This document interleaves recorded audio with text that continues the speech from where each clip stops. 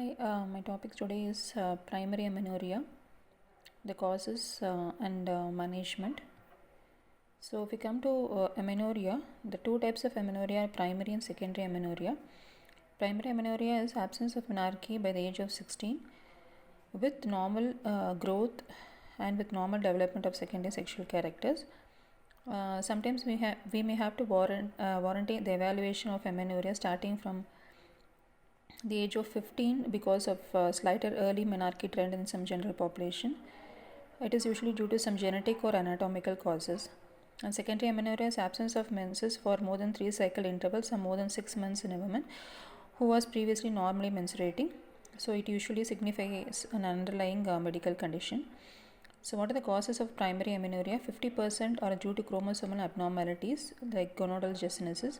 20% are due to hypothalamic hypogonadism. 15% are due to Mullerian abnormalities like Mullerian agenesis, 5% due to imperforate hymen or transverse vaginal septum, and 5% due to pituitary disease, and 5% due to androgen insensitivity or congenital adrenal hyperplasia and PCOS conditions. So, when coming into detail, the first cause is hypothalamic or pituitary conditions where it can be due to hyper or hypothyroidism. Functional hypothalamic amenorrhea is where there is abnormal GnRH secretion from the hypothalamus, which in turn causes abnormal secretion of FSH and LH from the pituitary. This condition is very common, and there will be normal FSH levels and low estradiol levels. And this condition can be caused by excess weight loss or weight gain, excessive exercise stress, but usually it is not, mostly it is unknown etiology. Congenital deficiency of GnRH is very rare and it is often associated with anosmia. This condition is known as Kallmann syndrome. Third one is a constitutional puberty delay. In this case, there is a delayed adrenarche and gonadarche, and there is normal pubertal development, but it usually occurs at a later age. Hyperprolactinemia. This is usually of various pituitary adenomas, and usually it is associated with galacturias. Other infiltrative conditions of hypothalamus and pituitary should be considered if there is associated primary hypogonadic gonadotrophin hypogonadism, visual field defects, headache, known infiltrative conditions like hemochromatosis, sarcoidosis, etc. Diagnosis is by MRI. The next one is the ovarian causes. It can be due to gonadal dysgenesis, which is the most common cause. Here there will be primary ovarian failure like picture, so there will be increased FSH, and the karyotype will be 46X, which is most common, and sometimes it can be 46XX or XY.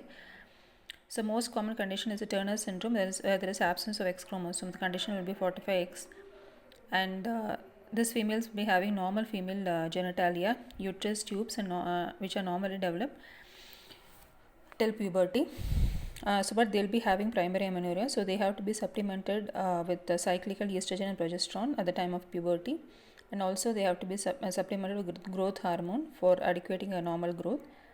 And next condition is a PCOS, where there is usually delayed menarche with irregular cycles, but this cannot be considered eventually as a primary amenorrhea, but there will be delayed menarche with irregular cycles. So other causes of ovarian failure which can produce a picture of primary amenorrhea is where there is autoimmune ophoritis, chemo or radiation therapy. Fragile S permutation carriers. Generally, these people have secondary amenorrhea, but sometimes they can be primary type also. And anatomical causes will be imperforate hymen, where the patient will have cyclical pain abdomen and perierectal mass due to hematocolpus, transverse vaginal septum between the hymenal rings and the cervix, and this congenital absence of vagina. There is a vaginal agenesis which is associated with the absence of uterus also, that is associated with Mayer-Rokitansky-Kuska-Horster syndrome. So there is congenital absence of vagina with variable abnormalities in the uterine development, and there is agenesis or hypoplasia of the complete Mullerian system which give rise to the uterus and vagina. The condition is usually exactly not known. So the condition has to be differentiated from the adrenal insensitivity syndrome by the normal testosterone levels in the Mayer-Rokitansky-Kuska-Horster syndrome. So both the conditions can be differentiated with the help of normal testosterone levels in Mayer-Rokitansky-Kuska-Horster syndrome.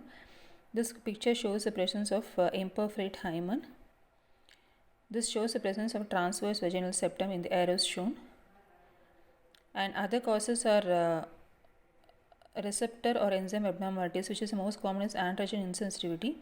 It is an X-linked recessive condition, and the individual will be phenotypically female, but the karyotype will be 46XY, and they'll be having palpable testes in the labia inguinal region. And the testes produce Mullerian inhibiting substance, which causes regression of tubes, ovaries, and upper third of vagina. During puberty, these individuals develop breasts, but there will be absence of axillary and pubic hair. So this is due to the defect in androgen receptor, and there will be high serum levels of testosterone, more than the normal range for normal women, and the testes should be removed after puberty because there is increased risk of testicular cancer after the age of 25. So other causes are due to 5-alpha reductase deficiency. So this enzyme is essential for conversion of testosterone to dihydrotestosterone, which is active component. These individuals have 46XY, and phenotypically they will be female, or they can have ambiguous genitalia. They have to be supplemented with dihydrotestosterone for penile growth, and virilization occurs at puberty, and there is increased levels of testosterone secretion. So normal testosterone stimulates normal hair growth, muscle mass, and the deepening of voice. Next is 17-alpha hydroxylase deficiency, which is a very rare condition. There is decreased cortisol and adrenal gonadal sex steroid secretion. Phenotypical females or ambiguous genitalia, and there will be associated mineralocorticoid excess presence, which causes hypertension in these individuals. Next one is the vanishing testis syndrome, where there is 46XY karyotype and the gonads fail to develop. So the individual can have various phenotype depending on when the developmental failure occurs. There will be increased FSH and LH. Because of risk of gonadoblastoma, dysgeminoma, in the risk of 30%, testis has to be removed. Absence testis determining factor, which is Ullrich-Turner syndrome, where there is deletion or mutation of testis determining factor on Y chromosome. They will be having female external internal genitalia. So the history, so we have to examine in detail at what stages of pubertal development has occurred. If there is complete lack of any pubertal development, it suggests pituitary or ovarian cause. You should ask whether there is a family history. When there is a short stature when compared to other family members, what was the health condition in the neonatal period and childhood period, if there is any symptoms of virilization, if there is recent excess weight loss or weight gain or excessive exercise or stress, various drugs like heroin, methadone, which can affect the hypothalamus, if there is any hyperprolactinemia due to pituitary tumors or any antipsychotic drugs associated with the galacturia. If there is hypothalamic pituitary disorders, one can suspect it is based on the symptoms of headaches, visual disturbances, fatigue, polyuria, and polydipsia. So physical diagnosis should be based on height, weight examination, arm span, and growth chart. Blood pressure has to be examined, which has important role in the case of Turner syndrome, where the people will be having often coarctation of aorta. And if it is due to any adrenal pathology, due to mineralocorticoid excess, there can be increased blood pressure. Breast development has to be examined for Tanner staging to serve as a marker for estrogen action or ovarian function. Complete genital examination of clitoral size, Tanner staging of pubertal hair, hymen, vaginal depth, vaginal or rectal examination to evaluate the internal organs. Skins to look for acne, histrodystum, striae, increased pigmentation, and vitiligo. Features of Turner syndrome like low hairline, web neck, shield chest, and wildly spaced nipples. So this is the different Tanner staging of development, where the breast you can see child, pre-pubertal, early pubertal changes, late pubertal, and adult. This is the pubic hair, where this pre-pubertal, pre-sexual, sexual changes. Okay, this is a Turner syndrome you can see with absence of with primary amenorrhea and the short statured individual.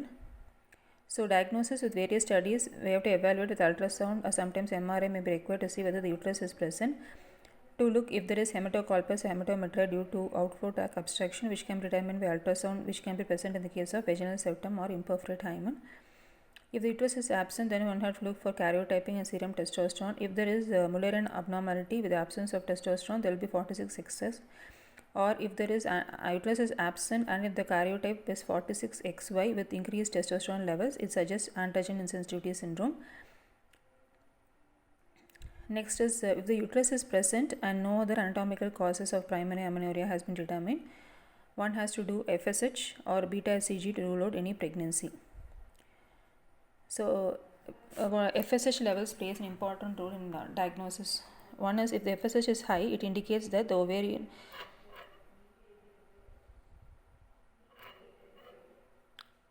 if the FSH is high, it suggests primary ovarian failure, because once the ovaries have failed, there will be loss of negative feedback, and this in turn causes increased FSH.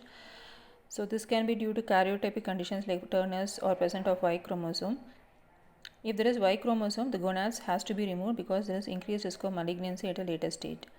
And other workup has to be done based on the history and examination and suspected causes of ovarian failure. And other causes of primary ovarian failures like autoimmune oophoreitis also has to be ruled out. If there is normal or low FSH, then it suggests primarily the hypothalamic or pituitary causes, which can be due to various hypothalamic or pituitary lesions. In such case, cranial MRI to evaluate any infiltrative diseases or adenoma. Prolactin TSH levels has to be estimated, and testosterone and dihydroepiandrosterone sulfate levels for signs of hyperandrogenism. If there is normal FSH with normal breast and uterus, focus should be mainly on the secondary amenorrhea. Treatment mainly depends on underlying cause, replacement of underlying deficient hormones, and if there is anatomical defect, surgical correction is required. Many women can achieve mostly pregnancy with IVF or sometimes with donor eggs. Thank you.